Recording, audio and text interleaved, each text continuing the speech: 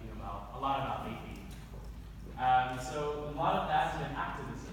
All right. So for my story, I never felt too comfortable in the activist spaces here at UC San Diego. I always kind of felt a little unsure about my own opinion, and being able to kind of let that out to folks and processing that out loud wasn't something that I became too comfortable with until I really started to get involved here with KP. And to echo something that Jaime mentioned earlier, kind of with the hostile environment that a lot of folks are feeling right now during this day and age. I also talk to my sister like every week. I talk to her probably every few days when I'm at work over in biology, advising, taking care of students' grades and enrollment, and then I'm on Facebook like because I'm tired of enrolling off to classes. But I'm always kind of keeping up with her because she's somebody who can't be an activist in public and in the front lines. She's a journalist. So I don't know how many of you I've talked to about her, but she's definitely one of the biggest mentors in my life. She's definitely like one of my best friends growing up. She's like 28, but she's a journalist, and her whole job is to tell stories. And I think talking about telling stories and what our story is something that's really important to consider tonight. So she was working for National Geographic doing their digital media management for like a year and a half. And National Geographic, as you can imagine, isn't really too political. She left National Geographic to come back to USA Today because she was working at USA Today for a few years because she wanted to come back to politics reporting. And so politics reporting is her way of kind of telling things objectively, but also by representing somebody in the media, or being somebody in the media to represent a woman of color, a Pinay. But for her, she can't say those things to her readers. She can't say that she supports certain causes. She can't even donate to things. Her readers can look up her activities, they can look at her social media, they can do some digging, find out that she's an activist part of a certain group, and that could risk her whole career. And she, in my eyes, is a huge activist because she chooses to put herself on the front lines, tell an objective story, and not tell alternative facts. And give voice to just the truth, all right, of what's actually happening. And that's another brown face, another Pinay face out there.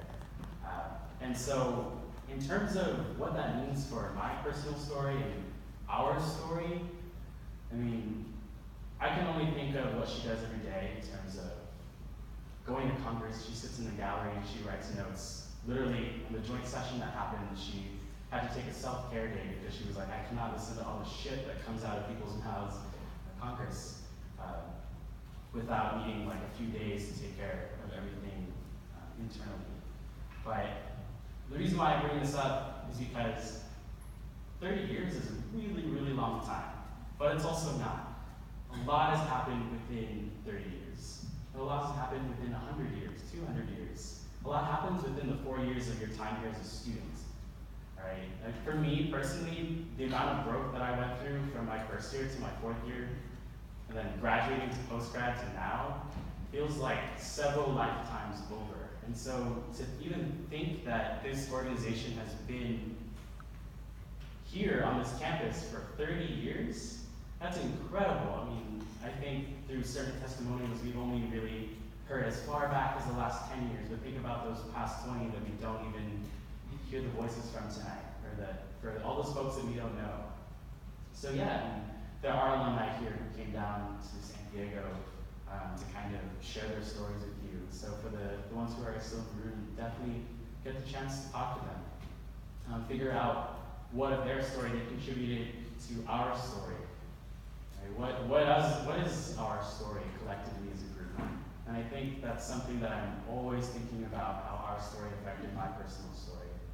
I mean, I could talk a lot about my story, but I feel like I'd rather kind of do what I mentioned and kind of get to know what everybody else's story is while we're here in this room. So yeah, come chat with me over there. If you didn't know, I'm one of the new advisors for KP, so I'm going to be here for a while. You ever seen me on campus? God. No, I mean, I'm going to be here for another you're a cutie boy. If you ever see me walking around, say hi. I'm always like in the crosser spaces at lunch. Also because of something that Jaime mentioned earlier. Even at this institution, being a member of KP for 4 years, moving on into academic affairs, which is like under the broader branch of like student affairs in other universities. A lot of the faces I work with every day are not like mine. I'm one of 2 openly queer folks in the office. I'm also one of 3 POCs in the office. And it's a lot every day. I'm also the youngest person there. The other person is like 29, who's the younger person, and everybody else is like mid to late 30s or middle-aged, or a few are ready to retire. So